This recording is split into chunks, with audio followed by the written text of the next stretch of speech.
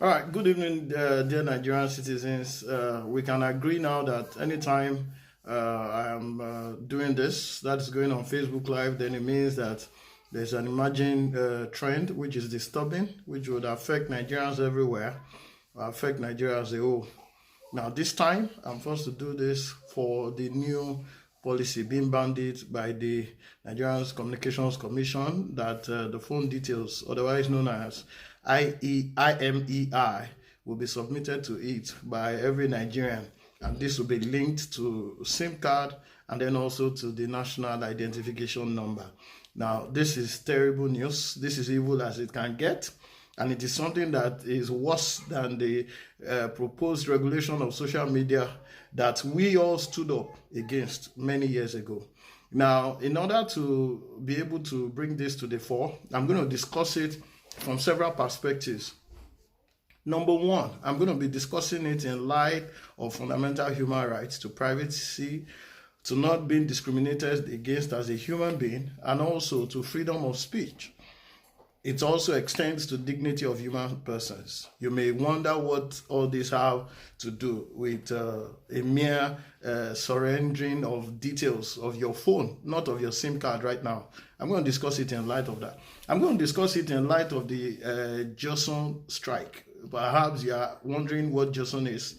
That's the union of the judicial staff who have been on strike for what? A month or two, and government has seemingly not been able to do anything about that strike. I'm going to discuss it in light of that. And then finally, the credibility of this government itself. I'm going to discuss it in light of that, especially a government that has known to break every promise that it has ever made. Now we will ask ourselves questions whether this government is trusted enough to be able to handle data, to be able to respect fundamental human rights, or indeed to be able to put the rights of its citizens at the forefront of its agenda. Now, I'm going to read from Punch newspapers, where just one of few sources of the news that we are talking about. Now, of course, you can go to punchng.com, and I'm reading this story, which was released at about, let me see. So I'm on punchng.com, and today is the 21st day of May 2021. Unfortunately, there's no timestamp on this to be able to determine when Punch released this news. But I'm going to read it. It says, the Nigerian Communications Commission has said Nigerians will have to submit the international mobile equipment identity of their phones to it from July. Now, in case you don't know the number we are talking about, all you have to do is open your phone, if it is that you can open. If you open your phone, you'll find a white sticker in the phone that has different barcodes and digits. That's the identification number of your phone. Now, if you are using a smartphone, go to About of the phone or go to the settings. You'll see where the IMEI is. Now, that number is unique to each mobile device that has been manufactured, so that one phone cannot have two of it, and two phones cannot have the same numbers. So you know that is surveillance at its best. Why do mobile networks or why do phone manufacturers create this number? This is for them to be able to monitor the phone itself. It's for them to be able to track the device. Now, many of us, of course, in this part of the world may think that it's just a mobile phone. It doesn't matter. But the mobile phone is equipped to kill. The mobile phone is as potent as that. It's a device. And anything that is called a device has different components to it, even much more than what you can read from the owner's manual. Now, a mobile phone is a tracking device.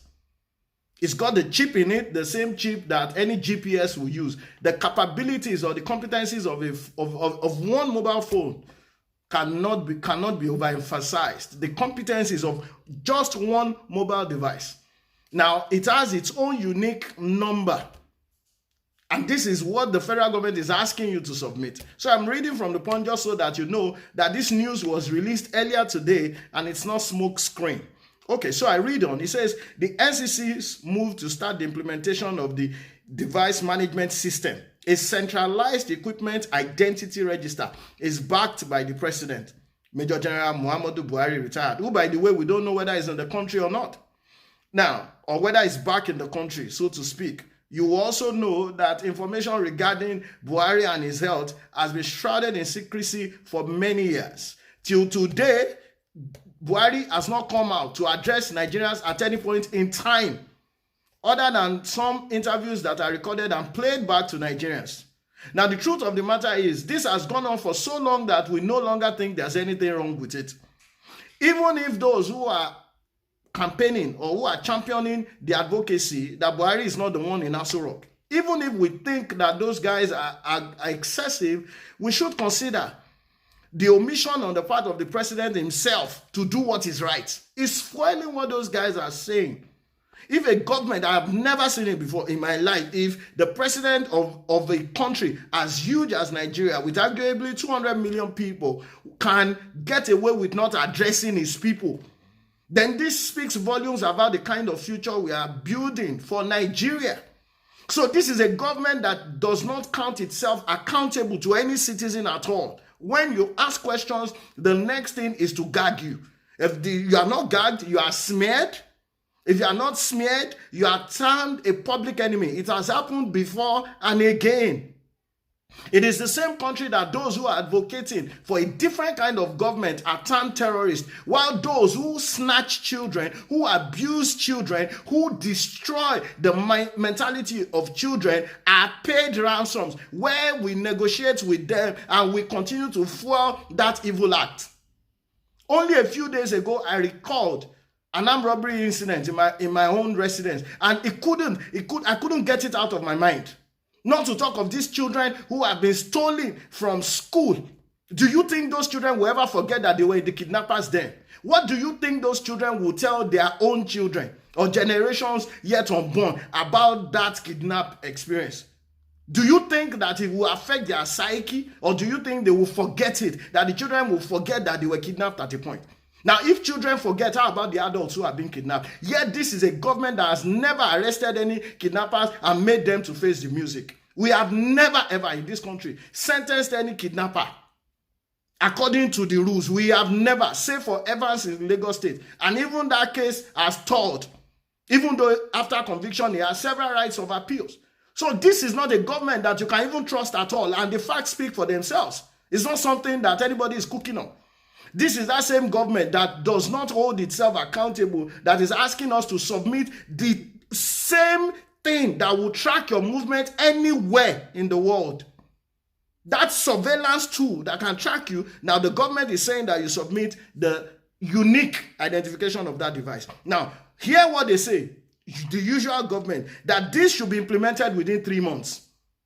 They just went to town. It should be implemented within 3 months. This is not a government that you can trust with executive orders.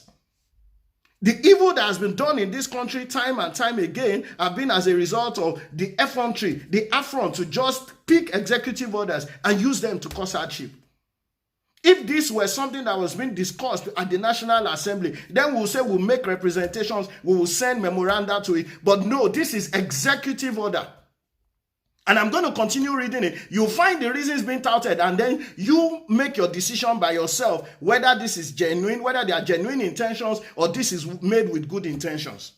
Now, here the reason why they want the identification number of your phone. The NCC said, with the aim to curtail the counterfeit mobile phone market. A country that is not making mobile phone is saying phone is counterfeit.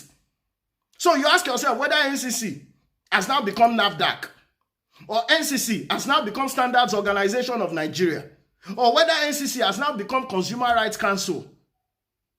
So because they want to call counterfeit phone, and I wonder what country is making counterfeit phone? Is Nigeria making original phone that will complain about counterfeit phone? Is Nigeria making original phone? Are we making any mobile phone at all? As the vice president in charge of the economy, come forward to say, you know what, guys, we are going to start producing phones made in Nigerian phones. Instead, we will bring out the drums, roll out the drums, and start playing and dancing to Elon Musk coming to Nigeria, or Microsoft giving us handouts. You really think that those people are stupid? The ones who have genuine intentions, go and look at the president of Ghana. He does not take any handout from anybody. But in Nigeria, it is an achievement that Microsoft is doing something with the government. Microsoft is a private entity. Microsoft does not do any handout or give away to the government of America. Microsoft will bid with Amazon and the rest of the big tech companies. Even at that, those big tech companies have their own evils. And so we will surrender our data in Nigeria. You surrender what you are supposed to use to develop your country, to keep the integrity of your country, the heritage of your country. We hand it out to governments.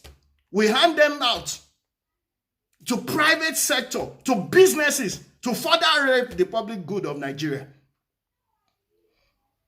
It is interesting. Nigeria was not colonized by France, yet we found our way to France.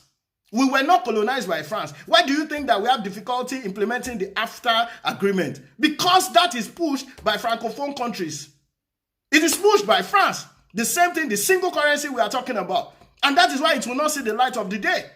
The single currency we are talking on the African continent. The colonialists came and destroyed us. They are the ones who caused the problems we are in today. Because Nigeria was an arranged enterprise. Yet whatever we do today, except we travel out to receive handout, we don't implement good governance for our own people. UK is not going to teach us how to get the benefit from Nigeria. United States isn't going to teach us. Everything they do, every policy they implement is to further the interests of their own companies. We foil the rest of the world, yet we suffer. It's what it is practically. Now, they say that to curb counterfeit phones, Nigeria does not produce phones, so don't bother about counterfeit phones. Federal government does not buy Nigerians' phones.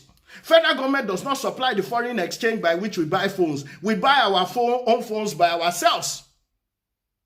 It is our cup of problem that we have been drinking. Several times over, private sector in Nigeria, local producers, local manufacturers have been frustrated from achieving any good in this country. In fact, for anything to get done in Nigeria, it's got to be imported. Now, they said they want to curb counterfeit phone. Don't bother. That's not even the biggest problem you have right now at the moment. Now, they say discourage mobile phone theft. Can you hear that? Discourage mobile phone theft. I don't understand it. You discourage mobile phone theft. What does it matter? Does it even make any sense at all? That the whole federal government is only interested in ensuring that they don't steal my phone. I don't even understand. For anybody to steal your phone, would they not have stolen your peace? Also, I'll say, I'm robber. Don't worry. Come, collect my phone and go. Do they collect phone and say, bring your phone? Is that what they do? They bring evil. They bring fear. They bring emotional trauma before they steal your phone. I've lost my phone several times in robbery attacks in traffic. They didn't say, bring your phone. They brought out gone. So that you are saying that you are not, haven't you heard about people being killed during robbery attacks because they didn't surrender their phones? So if this is a valid reason, the only thing those guys will do, the next time anybody is robbing anybody, they won't ask you for phones, they will ask you for money. What betide that individual if they don't have money? Is it in a country that insecurity pervades the land? That is why we want to enact a policy, not even a law that will pass through the National Assembly. We are enacting a policy because we don't want them to steal phones again. How does that even make any sense? Several phone manufacturers already have devices by which you could track your phone when your phones are stolen. By the way, I have been to the SARS at Ikeja before. The Special Anti-Robbery Squad, they track phones anyway without us having a register of IMEI. They do that. If your phone is stolen and you have the IMEI, go to the Special Anti-Robbery Squad. They will tell you where your phone is. Now, the process of them telling you where your phone is a separate kettle of fish altogether. It's not at all a palatable experience either. Now, they said to protect consumer interest, to enhance national security. What national security are you enhancing by collecting my IMEI that I carry with me everywhere, all over the world? You that you don't have drones? The NSAS protest, it took Fashola trying to look for a camera that was not existent. Oh, I should now give you my phone? You that you don't have any GPS, you have absolutely nothing called satellite to even monitor. No state, Lagos State, as cosmopolitan as it is, does not carry out adequate security or surveillance checks. Then the federal government is bothered about my phone, about the theft of my phone. All of a sudden, my IMEI is of interest. The people that discuss with bandits face to face, they bring terrorists to the government house. They give them funding. Those are the same people that are talking about my own phone to provide security. The people who terrorize Nigeria are not hidden. They are not faceless. They are people we see on a daily basis. All right, so we continue. They said, increase revenue generation for the government. This phone registration number, increase revenue generation. I've never understood this kind of thing. Now, it says, reduce the rate of kidnapping. Are you kidding me? You negotiate with the kidnappers, don't you? And that has absolutely nothing to do with the phone or the IMEI. You drop ransoms, don't you drop ransoms? People collect ransom on their behalf, don't they? Isn't there any satellite in space? What does it cost to put drones in the sky? If we have become so confused, what does it cost to develop those forests that the kidnappers use as hideouts? All right, it says, mitigate the use of stolen phones for crime. The same story. And facilitate blocking or tracking of stolen mobile phones. Network companies can do that now. Network companies do that. There are several devices by Apple, by Samsung, by which you can trace your phone. It's not federal government that I need to come and trace my phone that has become lost or stolen. And then it says, the way we can achieve this is this deployment of their device management system. It's horrendous. It is evil at the very least. And that's why I'm doing this recording, so that it can be shared, so that we understand what is happening. Now, let me tell you the implications of what they're about to do. And I've shown you in the news, as it came out in the news. Suffice it today to say that 2 hours ago, they have claimed that that is part of a policy that has not yet been implemented. So the same NCC is saying it's a lie. Let me tell you why what they are now saying is a lie. The lie they are perpetrating, the lie that they are now spinning like a web is a lie. To say that this news is a lie in itself. And there's no government that tells a lie much more than this government. And I can prove it to you. This is the same government that said to us that fuel price will not be increased. How many times has fuel price been increased since the advent of this government? Before this government came in, we were buying fuel 80-something naira. How much are we buying it today? 150 naira, and we are still approaching 400 naira in this same Nigeria. And it came out. They first throw it out and gauge your reaction. And once they find that you are not saying so much about it, they implement it full force. This one will not happen. And I'm going to tell you why it will not happen. Whether anybody is thinking about it or you are ruminating about it is falsehood. Now, let me tell you the dangers of federal government having your IMEI. Number one, they plan to link this IMEI with your phone number. And of course, you know what has happened with the phone number, with the SIM registration exercise. They forced it on us, hook, line, and sinker. They foisted this. Nigerians were coerced into going to register your phone number. In fact, they said you will never be able to call again if you don't register that phone number. And after they did that, they now linked it to your national identification number. As if that is not enough. They want to link your national identification number, your phone number, with your device number. Sefini, that is surveillance at its worst. And again, you may ask, okay, so federal government has my details, big deal. I'm a law-abiding citizen, I'm not doing anything wrong. Are you angry about Truecaller or not? How many times do people call me or do I call people and they mention my name immediately? Because Truecaller, a private company, stole our data. The federal government didn't do anything about Truecaller. I opened a file and I was going to sue Truecaller. Look, till date, federal government, that Pantami has never opened his mouth to say anything about Truecaller. They've never been able to go against a private company that has stolen the data of Nigerians. And yet you say we have a data protection law or a data protection policy. A data protection act, if you like. Truecaller has all our details. It's the same way. I see the technology, algorithm, and AI would enable federal government to be able to track you anytime and track your information. That's the worst part of it. Not only can they track you, and I've posted some links for you to see the implications of federal government having your IMEI. Saudi Arabia used it to track women that fled the country. Saudi Arabia. Now, even Saudi Arabia does not have anything about maybe linking it to your national identification number. Federal government wants to hook the three things that make you a human being together, and they want to hold it. Surveillance at its best. And you know the worst thing. Once they have the IMEI of anybody, they can switch off your phone at will. They can switch off your phone. They can hack your phone. They can monitor what you are sending out and what is coming in addition to other tools. The IMEI by itself does not have a problem, but once other tools like algorithm or AI is deployed, they can even tell the next thing you are going to write. Whenever they are coming to arrest you, they already know. Anybody can set you up. They will just send something to you. What do you think is happening? What do you think? What do you think? Do you have information on it? That person probably also has his own IME.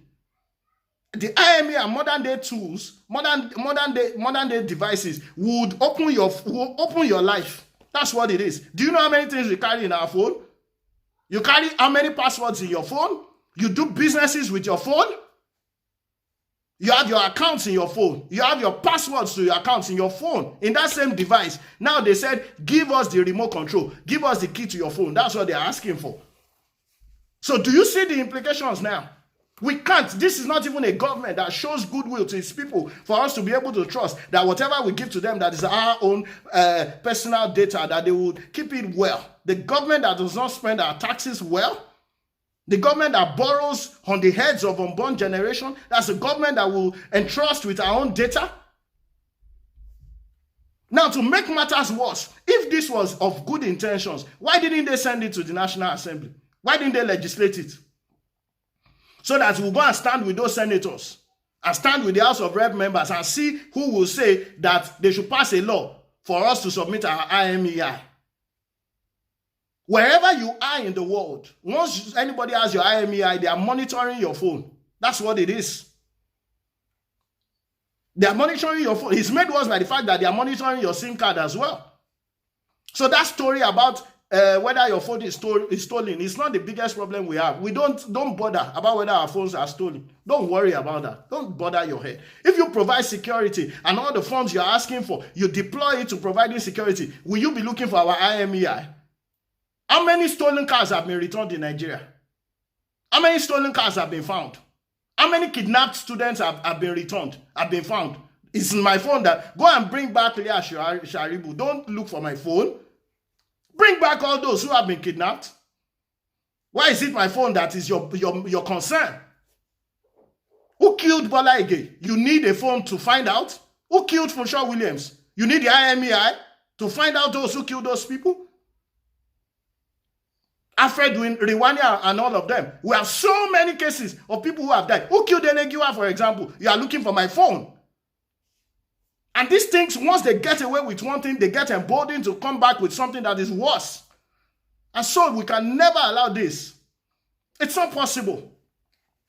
At least not without us coming out to shout about it. Go online. I posted several links of the dangers of Google it. Just put the risk of giving anybody your IMEI. You will hear some people saying it's utmost secret. It's not something you are supposed to share. And guess what? We've got fundamental human rights laws. At least they are there. Even if we don't follow them.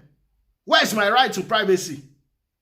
Where's my right to dignity of human person? I've given you my phone number. You now know my phone number. You know my national identification number. Now you want my device number. What is left? What is private about my life?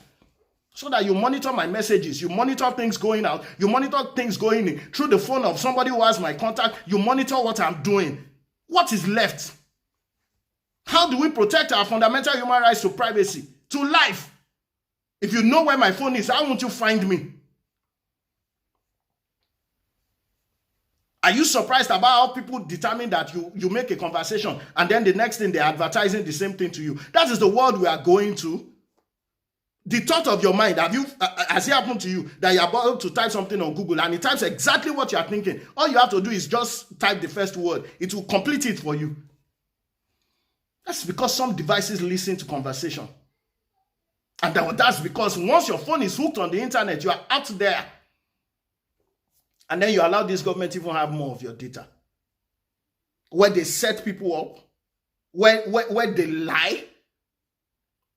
Do you see how they treat innocent citizens and how they treat criminals? That boy who murdered somebody in Akwa Ibom, they gave him a chair. He was wearing a very nice t-shirt. They even wrote murder on the t-shirt. Murder squad on the t-shirt. Meanwhile, Mr. Macaroni that went to protest, they removed his clothes and stripped him naked. That is the government that wants to have my IMEI.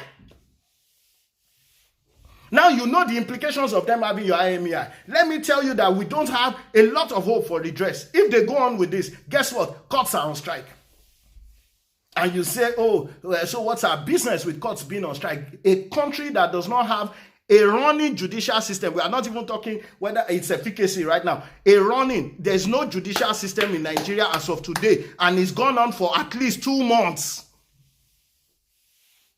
And I'll tell you the implication of that. If anybody slaps your face today and you take that person to the police station, if anybody conspires against you to do anything right now, you are probably going to end up in the police station for a very long time, because there will be no magistrate to hear your case. Neither will there be any court to address your issues. Businesses cannot run, so that you know that we have a government of people who do not think. In fact, that these courts are on strike should already be force majeure. If you are doing any business now, you are at risk. And can anybody live without doing business? Landlords want tenants out. There's no court to go to. Tenants want a reprieve from landlords. There's no court to go. Is that not a breakdown of law and order? What did our president and our governor swear to? Ask me. How can you have a country at peace when it doesn't have functional court system? None. When they were in session, we were complaining about the backlog of cases. Now NSAS came. After NSAS, the judicial workers are on strike. Yet we have not declared a state of emergency. We have not. I have matters. I'm not talking about matters that were already in court. Those ones are a foregone conclusion. Nobody is even talking about that again. If you are owing, the interest rates are probably being accumulated. You can't sleep at night. If you arrest anybody now, there's no way of that person being able to appear in the court. The same case of Baba Ijesha.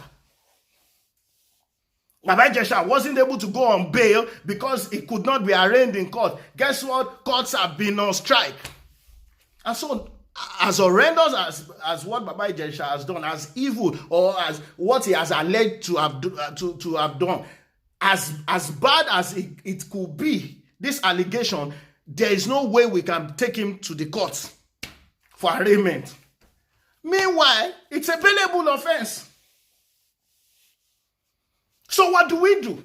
People were clamoring, release Baba Ijesha. Those of us who feel terrible about it are thinking, oh, why release Baba Ijesha? But what do we do? The courts are on strike. And I find some artists who are saying they are pleading that because he's part of us, that means all of you do this thing. Since this thing happened, as much as I love Yoruba movies, I have not been able to watch one. Because I don't know, the person I'm watching, I don't know what that person does privately. If our entertainers are thinking, they said we are the one who campaigned for Sanwo-Olu, we are the one who supported. Yes, you are brought evil upon us. Isn't that what you guys do? When you campaign for them, did they not give you Ashwebi? Did you not collect money? If you are an entertainer and you supported somebody to get into government, you did not collect money, put your hand up. Since the days of the Banj and the rest, how do we expend funds on election? It's not because people like you must collect money. And then you say we are the ones who supported you, so they should release Baba Ijesha. Don't worry, we are sorry. How about that girl? Isn't that girl traumatized for life? Allegation that from age 7, the girl had become sexually active. In fact, that's the more reason why I should not even watch Yoruba movies. Because as far as they are concerned, it's not evil. God knows what they do privately. God knows what they do in their closet. And they don't know that it is destroying the industry. They don't think for once that people can decide not to watch Yoruba movies again. Those that Baba Ijesha was carrying their endorsement, they suspended, they cancelled those contracts. But his colleagues are begging. How do we think in this country? So the courts are on strike. When the courts are on strike, how do I go in front of a judge and say, I want interlocutory or interim injunction that they should not go ahead with this IMEI policy? There's no court to go to. So the federal government can wake up tomorrow and say, well, whether you like it or not, you are going to give me your data. Whether you like it or not, I'm forcing you. There's no courts, no courts. The constitutionality of what is happening right now. We say we practice democracy, and there are supposed to be 3 arms of government: legislature, executive, and the judiciary. Right now, the judiciary is not there. So do we have a democracy? The judiciary has not been there for 2 months. Do we have a democracy? It's a banana republic. That's what it is. That's why Pantami can wake up one day and say, oh, we are going to link 3 things together. There's no call to go to. It's a dilemma. It's a force majeure situation. It's a state of emergency. It's a state of the breakdown of law and order. And then I give you another point. Pantami, have you forgotten? This is the same man who was a terror apologist. The presidency in court, since we don't have presidents again, the presidency in court came out and said it was when he was young that he was supporting terrorist group. How does that even sit with anybody? The same Pantami who supported terror, who forced SIM card registration and NIN, is the one who wants your device number. The same Pantami. And Yorubas will say, Ojogate, Kojogate, Ofese Kontile. In this, put all of this together. Put all of this together. Isn't there a reasonable apprehension that it cannot be for the benefit of Nigerians? Isn't there a reasonable apprehension that it cannot be for the benefit of Nigerians? A government that has abused executive orders at will without going to the National Assembly. Or a National Assembly that's a rubber stamp, worse than a rubber stamp. That's why they want to implement this. Go and check Saudi Arabia. Go and check other countries of the world that have implemented this evil. It's always anti-people. And when I was taught law, they taught me that a law that's against public policy and good conscience, that law is repugnant. It's repugnant to natural justice, equity, and good conscience. To that extent, it must be null and void. It's repugnant. This policy is repugnant. Unfortunately, there's no court to go to. So we can't sit back. You must go on social media and everywhere and say, no, we are not submitting our IMEI number. It's not possible. And of course, they come back. But they come back does not mean they will not come again. They will come again. They will come in another guise. Electoral promises, all the electoral promises that they made to Nigerians, which one did they fulfill? For us to believe that this must be for our good. Which of the electoral promises did they fulfill? Absolutely none. And I'm even saying, as we look forward to the next elections, that electoral promises must also be legislated. Swear an affidavit that what you have said you will do. If you don't do, you are liable. It's perjury because you lied on oath and you go to prison. How about that? Don't come and make promises. Don't come and tell us that you are doing something for our own good. We did not ask you. The ones that we asked for, what have you done? Which of it have you done? No power. We were dancing, jumping up and down. They've signed a new Siemens deal. Have you looked at that Siemens contract? They carried our national heritage and gave a private company, a German private company. They gave it to them. How much power do you have in your house today? As estimated billing stopped. The only solution to power is simple. Estimated billing should stop. Shikina. I don't use power. I don't pay. Let's see whether there won't be power. Disconnect my house. I don't even want your power again so that you don't give me any bill. Let's find out whether that power will not be stable. Nigeria is the place where we leave the solution to a problem that is near us and go 10, 20 miles roundabout before we come back to it again. We are not silly. We are not stupid. This new policy that is backed by an executive order must be stopped in its tracks. It must never see the light of day. And a note of warning to the government. You keep pushing people. You keep pushing your citizens, thinking Nigerians are actually very elastic. If our leaders still have any iota of responsibility or accountability in them to ensure that good governance is dispensed and that safety, security, and that we need to maintain peace and order, draconian laws and policies must never be conceived. Till today, Pantami has not been sacked. The president has not addressed us on it. In other nations, just the notion that any public officer did something evil in the past, that person resigns before being prosecuted. In Nigeria, they stretch it until you forget. There's no better time for us to move closer to God as a nation. We face many battles. I've just picked one. And you see the different extent to which it's connected. Our judiciary is on strike. That means we don't have democracy. That means democracy stopped. That means democracy stopped by around 2 months ago. You cannot enforce your rights. You cannot enforce contractual obligations. There's a backlog. Lawyers are paying professional. We are paying what now? Professional. It's not professional. We are paying practice fees to sit at home. And we have not stopped the payment of these practice fees. Another vacation is coming. June, July. The court system has broken down. No government. We have the vice president is a senior advocate, a professor of law. And we can't end this strike.